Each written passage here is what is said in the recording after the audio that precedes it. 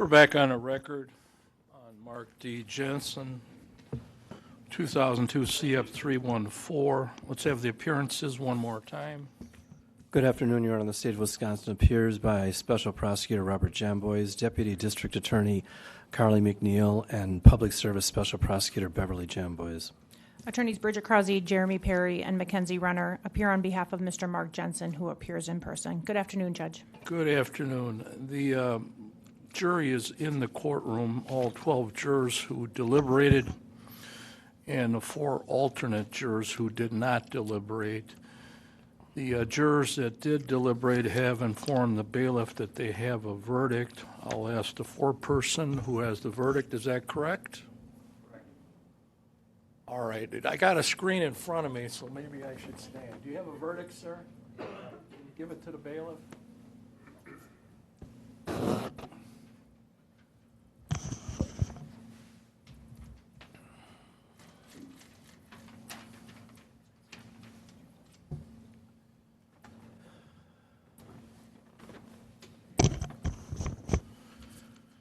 State of Wisconsin versus Mark D. Jensen, 2002 CF 314 verdict. We, the jury, find the defendant, Mark D. Jensen, guilty of intentional homicide of the first degree as charged in the information.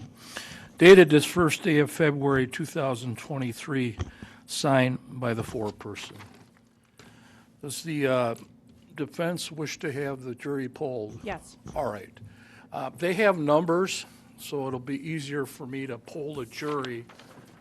Folks, I'm just going to ask you if this is your verdict, and I'll start out with number 1. Juror number 1, is this your verdict? Yes, it is, Your Honor. Juror number 2, is this your verdict? Yes, it is. Juror number 3, is this your verdict? Yes, it is. Juror number 4, is this your verdict? Yes, it is. Juror number 5, is this your verdict? Yes, it is. Juror number 6, is this your verdict? Yes, it is. I will go to the front. Juror number 7, is this your verdict? Yes, it is. Juror number 8, is this your verdict? Yes, it is. Juror number 9, is this your verdict? Yes, it is. Juror number 10, is this your verdict? Yes, it is. Juror number 11, is this your verdict? Yes, it is. Juror number 12, is this your verdict? Yes, it is. All right, the record should reflect I polled each individual juror. They all indicated this was their verdict. I'm going to excuse the jury for now. We'll talk a little bit of other housekeeping matters. Before you go, folks, all 16 of you, I don't know what to say. I might come in tomorrow and I might look to the right and I'll see you're not here. You have been wonderful. You showed up on time. We had short lunches. We had a lot of witnesses. We had a lot of exhibits. We had a lot of videos. You were patient with us when we had to do our legal arguments. I really want to thank you on behalf of all the judges in the county for your service, and hopefully it's an experience that you can remember in the future. The other thing I want to mention, you're free to talk to anybody that you want to about this case now, but you don't have to. The only caveat I will say, if you are going to talk to anybody, you might not want to say what other jurors said because they might want their conversation private. And the last thing I will say, it's my understanding on behalf of the media, they're going to have a press conference area if you wish to talk to them. So with that, we have to do some housekeeping matters. Thank you very much. Have a good rest of the day, okay? Thank you, folks.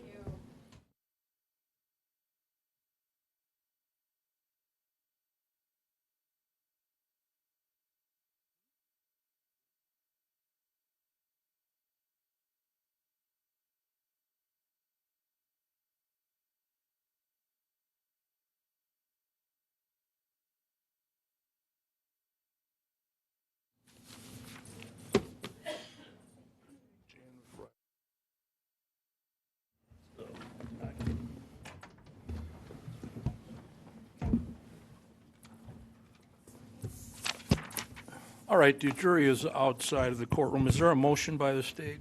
Yes, Your Honor. The state requests the court enter judgment in accordance with the verdict, and further, the state requests the court revoke the defendant's bond and remand him to the custody of the sheriff.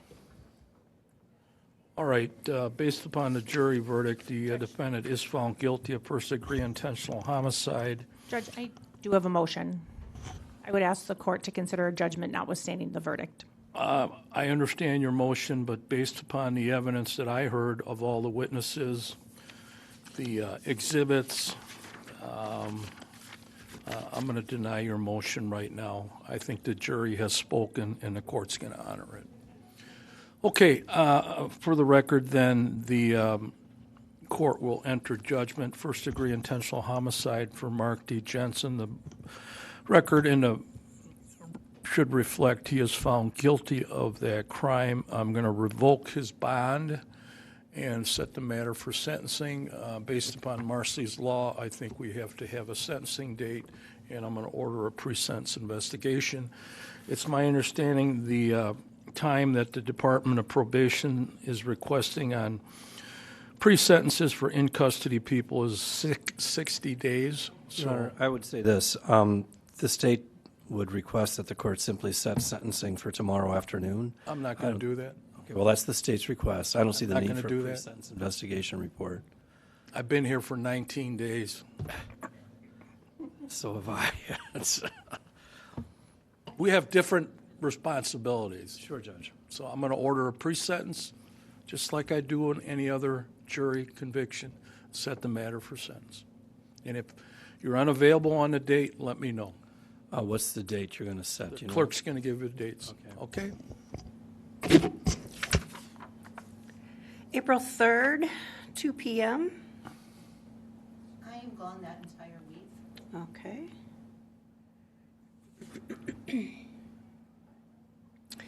April 14th, 10 o'clock.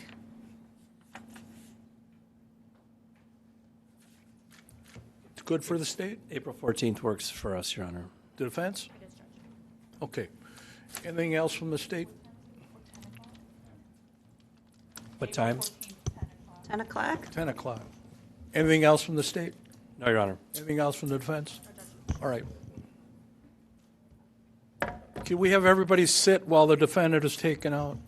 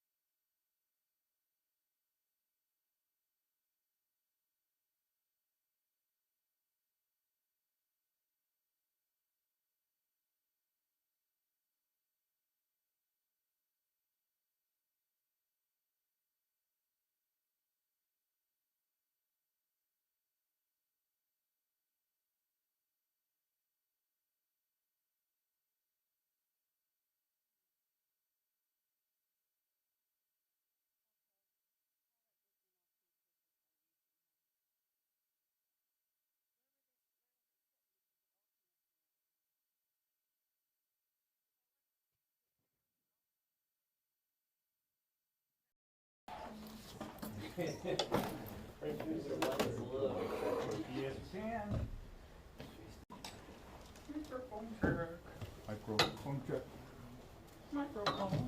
Hello, hello, hello. Talking at this voice, how do we all look? Is that good, Mark?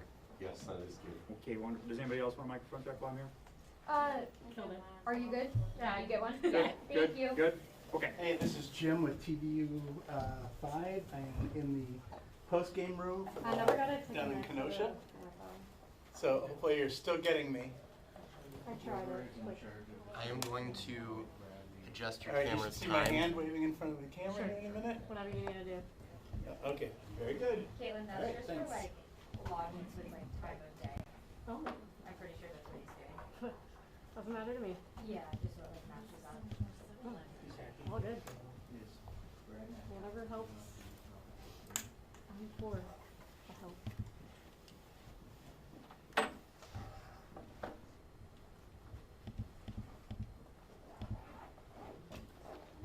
Hi, CBS 58. Last call for alcohol. Anyone want a white balance?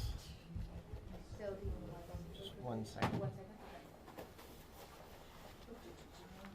Can you give me 10 seconds and I'll say yes? Yes.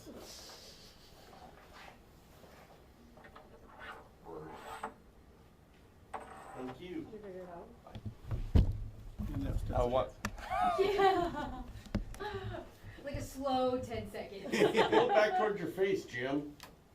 Here? There that's what I'm talking about. You got to come do that for me though.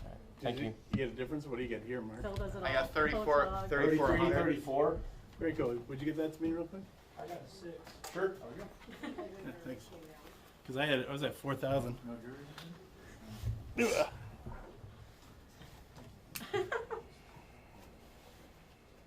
37. Okay, thanks. See?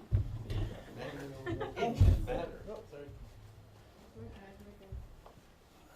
Well, I know, but you know, it's nice to have people tell you that. Yeah, that's true. Very Midwest of us.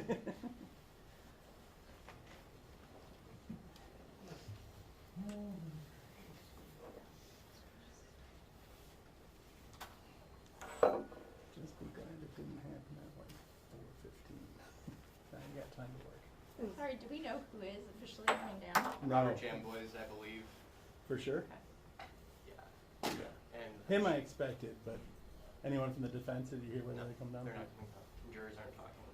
Yeah, What's okay. that? So it's Jurors just what? Well, not last talking. time it was You already like tried. Yes. So, okay. me. The jurors are talking about. I don't think they're, I mean, of all the things to talk about, I would talk about this because. Yes. Oh, he's gonna. Oh, is he gonna go right here? Yeah, that's why he put his little chair here. Here with my laptop then. You saved your spot. You're good. All for you. Doing my guilty for Superman. Appreciate that. Guilty, guilty. I know instantly what you're I talking know, about. I know.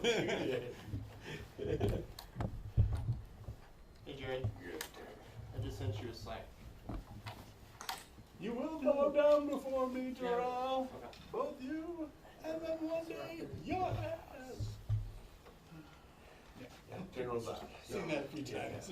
Terrence There is Stamp from just yesterday. kills it. Mhm. When General's out. Larry Griffin, Julie Jensen's. Okay, awesome. So, You already logged in? no. No, Because okay. it happened late in the day and there was other stuff that we were doing in the middle. So, Perfect, you yeah. go to I the will- phone, log that, you can use that. Okay, sounds good. How I'm thinking we'll do this, because I'll use one from this. I would agree. I think that's a great way to break it up. Amanda said that she wants a live setup as well. I know, you're so happy about it. I want to do that. You're in the right place to file a lawsuit. Because one of the that I do, I have to go back to the city and do both live. Right. Wait, like, Yeah. I don't want you to have to do it. I will do it. So like, all this stuff, maybe I might have to put it in. You guys can't do it from here. The, Maybe.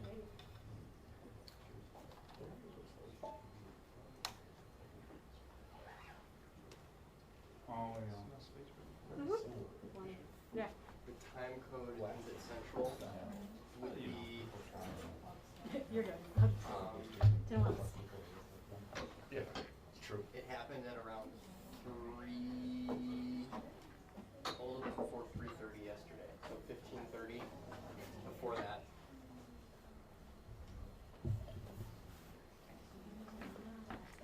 And I don't know what it would be labeled, but it was, Jensen trial, it would be 31. It was yesterday. Yes. I'll let you know what time. the live view it was fed back on was,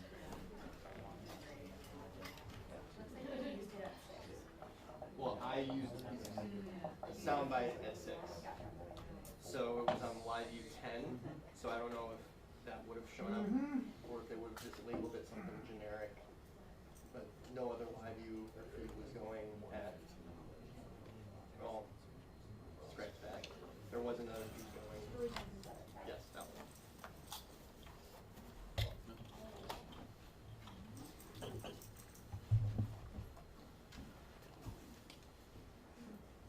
So we're gonna get through here. That's what I was saying. Good luck.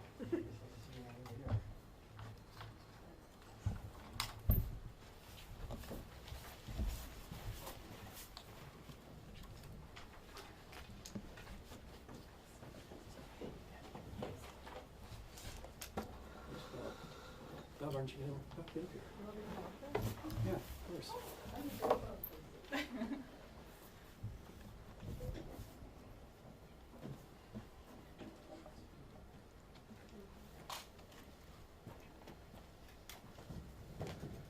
I want to thank the jury for their careful deliberation concerning the evidence in this case. The evidence that had been described by the Wisconsin Court of Appeals as absolutely overwhelming, and that was without the letter. But I did believe, and I want to explain to you now why I believe Julie's letter should have been heard by this jury. Julie, I think victims have a right to be heard in court.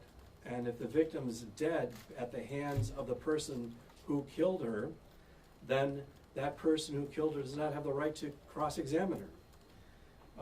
I believe the Wisconsin Supreme Court got this issue wrong, and I don't believe this letter should be considered a testimonial statement. But I do want to thank the jury for their careful deliberation. And of course, you know, there's so many other people to thank. I mean, Carly and I worked on this case for months, and I have to say, when I first got reassigned to work on this case, and I knew who Carly was, but I hadn't worked with that much, and I was really alarmed at how busy she was already. She's the deputy district attorney in this county. She had a very, very heavy caseload and a very, very heavy management load, and I just didn't see how she could find the time to devote to that was necessary to absorb the information in this case.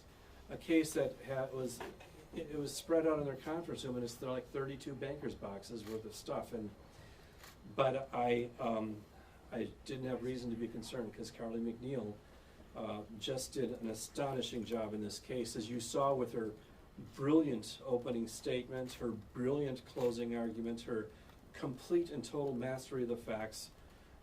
She was simply astonishing, and I think she gets the great bulk of the credit for this successful result. But I do want to read to you, I want the people in this who are listening and watching, I do want you to hear the letter that Julie wrote. She wrote this letter a week and a half before she was murdered. She was so terrified, she didn't know what to do. She called the police, she talked to the police, she talked to her friends, she talked to her best friend, Laura Coster, and a fat lot of good that did her. But she did write this letter, and she gave it to her next door neighbor, Ted Voigt, and she said, if anything happens to me, give this to the police. And he gave it to the police on December 4th. This letter was written by Julie Jensen. Pleasant Prairie Police Department, Ron Cosman, Detective Ratsburg. I took this picture, and I'm writing this on Saturday, November 21st, 1998. This list was in my husband's business daily planner, not meant for me to see. I don't know what it means, but if anything happens to me, he would be my first suspect. Our relationship has deteriorated to the polite, superficial. I know he's never forgiven me for the brief affair I had with that creep 7 years ago. Mark lives for work and the kids. He's an avid surfer of the internet. Anyway, I do not smoke or drink. My mother was an alcoholic, so I limit my drinking to 1 or 2 a week. Mark wants me to drink more with him in the evenings. I don't. I would never take my life because of my kids. They are everything to me, and she underlined everything. I regularly take Tylenol and multivitamins, occasionally take OTC stuff for colds, Zantac or Imodium, have 1 prescription for migraine tablets, which Mark uses more than me. I pray I'm wrong and nothing happens, but I'm suspicious of Mark's suspicious behaviors, fear for my early demise. However, I will not leave David and Douglas, my life's greatest love, accomplishment, and wish, my 3 Ds, Daddy, Mark, David, and Douglas, and signed Julie Jensen. And this letter was written November 21st, 1998. This is the list that she'd seen. This is the list that was photographed by Julie and given to the police. Well, I'm very pleased with this verdict. I mourn this terrible loss that this community sustained when Mark Jensen snuffed out the life of the mother of his children. When I was watching David Jensen testify in this matter, I was thinking to myself how bursting with pride Julie would have been about how well her handsome son turned out to be. A brilliant student, a brilliant in high school, in college, in graduate school, PhD in life sciences, a research scientist.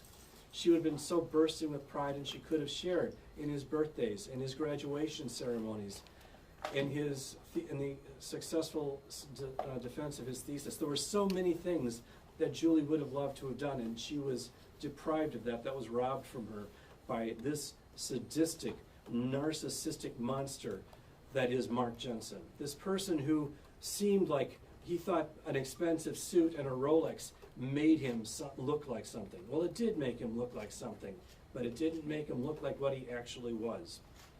Mark Jensen is one of the most brutally cold-blooded people I've ever seen in my life, and I can't imagine what it would be like for a normally constituted human being to do the things that this man did, to lay next to his wife at night as she's gasping for breath, gasping to live, but trying to live, as he then listens to her, waiting for her to die, and when she doesn't die quickly enough, he sits on her and snuffs the life out of her.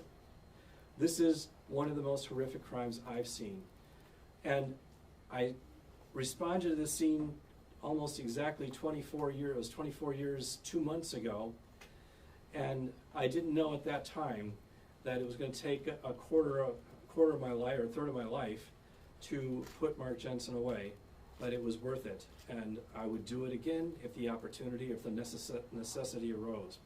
This is a very clean trial. I thought the defense counsel did a good job, as good as they could with the evidence that they had, but really the person that brought this all together and brought justice for Julie, her name is Carly McNeil, and she can speak now.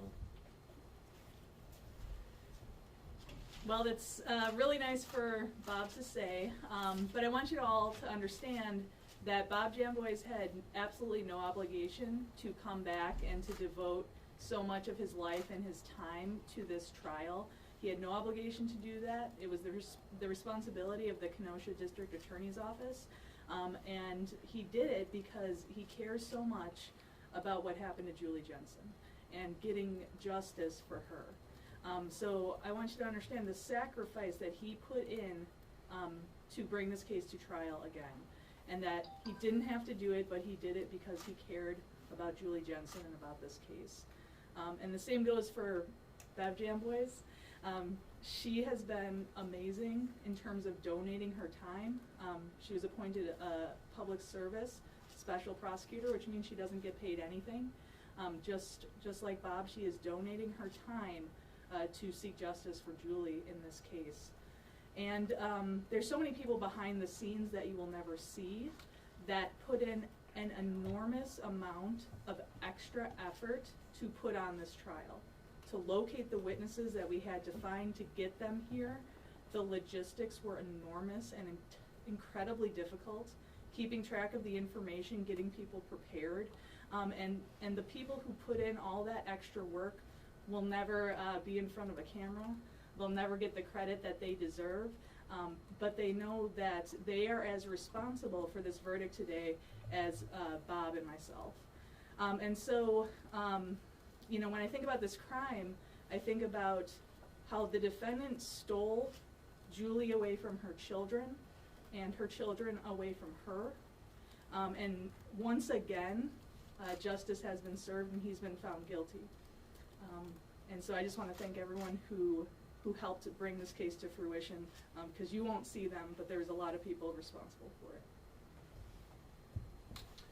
I just want to say one more thing, and that is, you know, I do have a job. I'm a Portage County Assistant District Attorney, and I want to thank the office, the Stevens Point District Attorney's Office. Louis Malewski is the person that hired me, and he's now a circuit court judge, but he was very supportive of me taking time to handle this case, even knowing it would mean months away from his very busy office.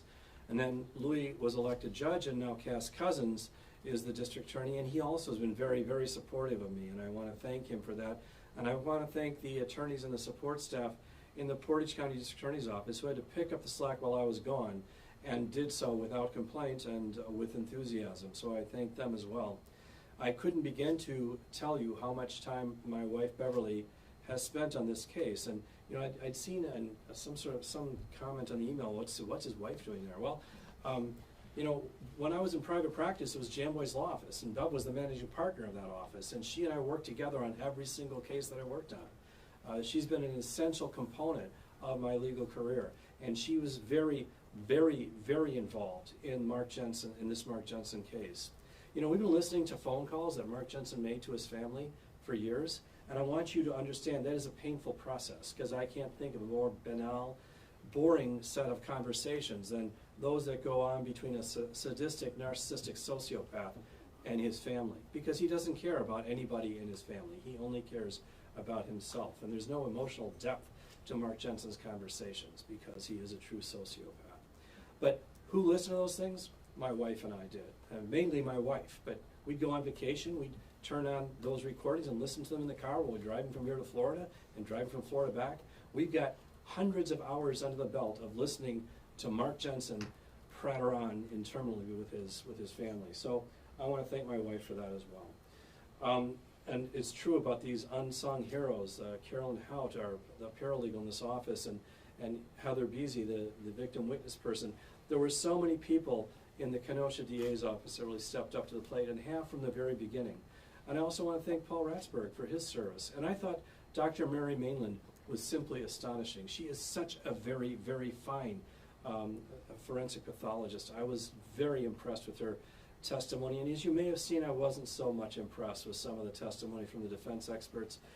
But you know, we had our day in court, and I think the jury saw the truth. So I think that concludes my remarks, and I guess I'll take a few questions if there's anybody who has any questions.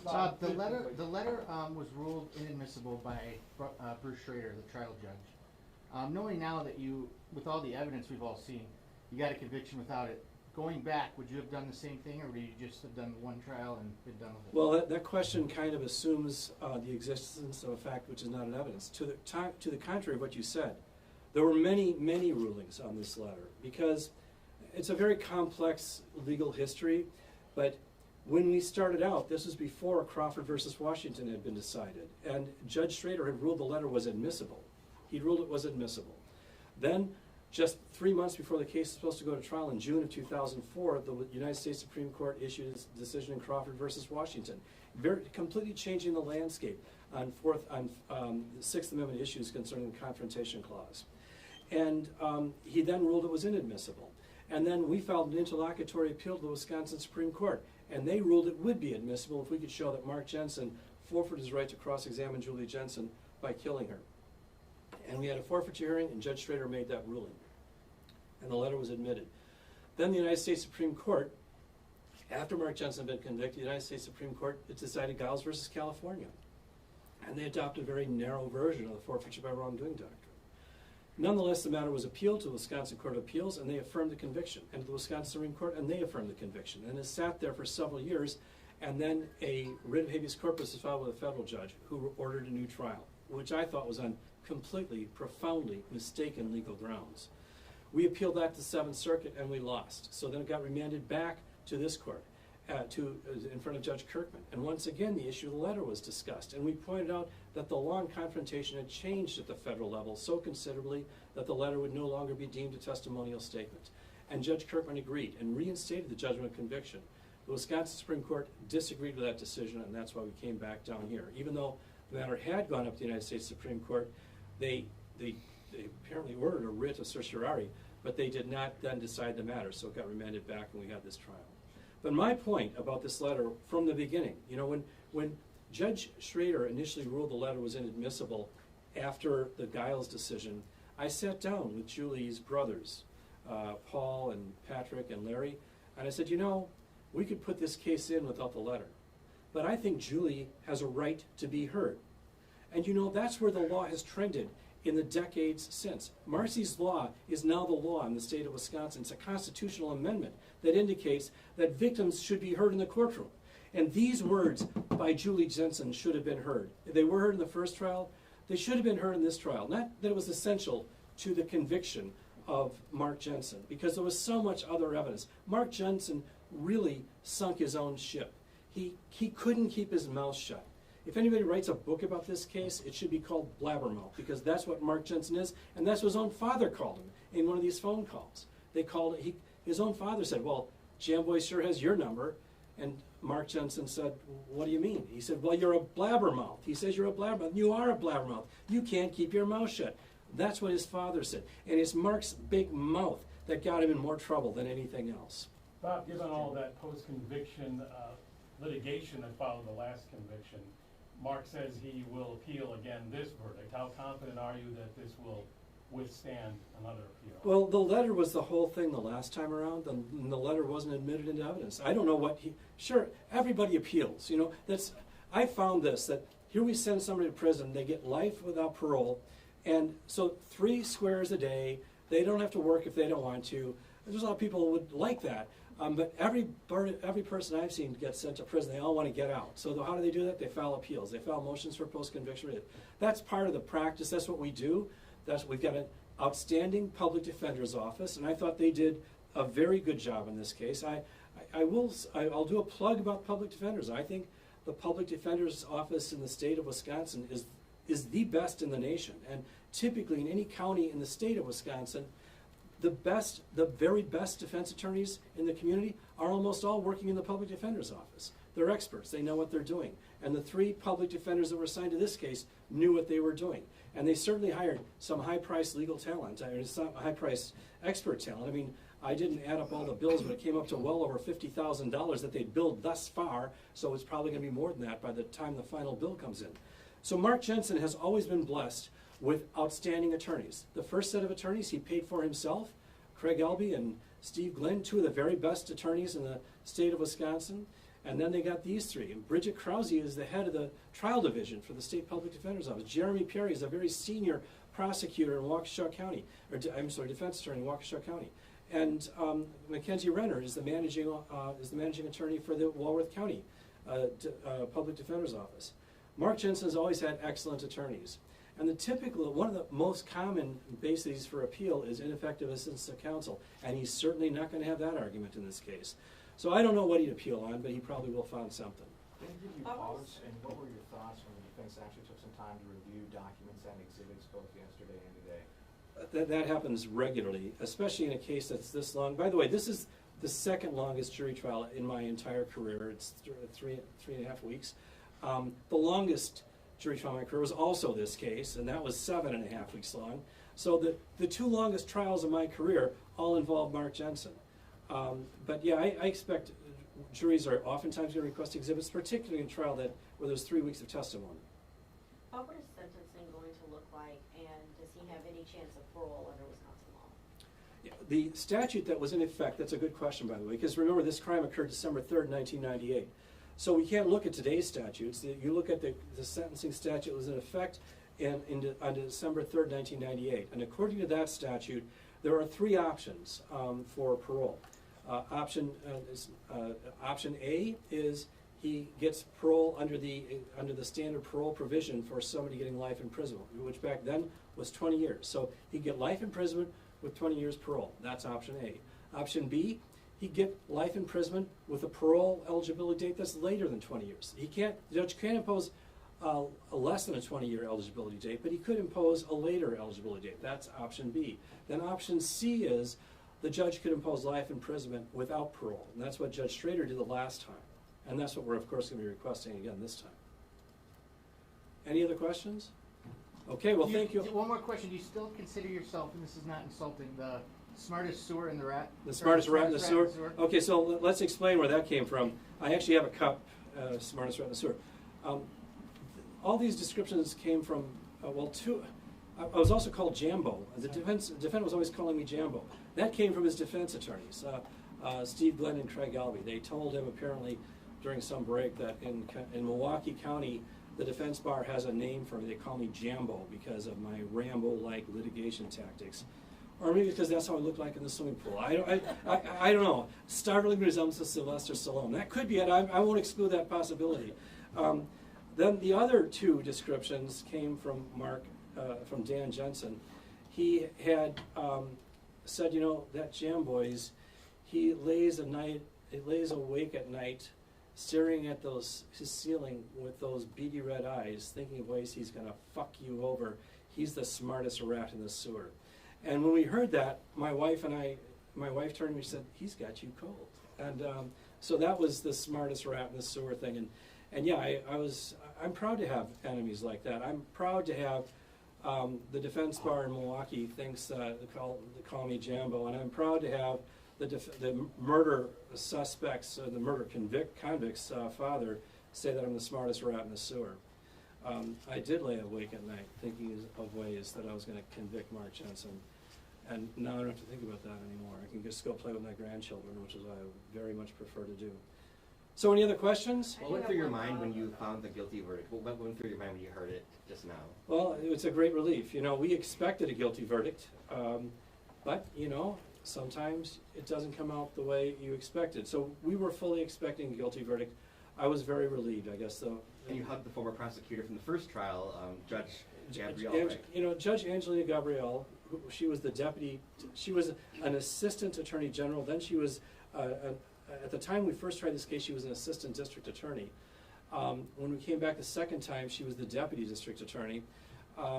Angie's been very involved in this case, and like Carly McNeil, she's a workhorse. I mean, she worked like crazy, and she's also a brilliant attorney. And the first co-counsel I had was Susan Karaskevich. She also was extremely well organized, very, very, very, very bright person, helped me organize this case. So I've been blessed throughout this case with very able co-counsel. How will you celebrate tonight? I'm thinking a ribeye steak and a couple glasses of red wine. And a birthday cake. Yes. I want to ask you about Julie Jensen's family. I know we didn't see them in the courtroom for the reading of the verdict, but we did see Paul and Larry during the course of this trial.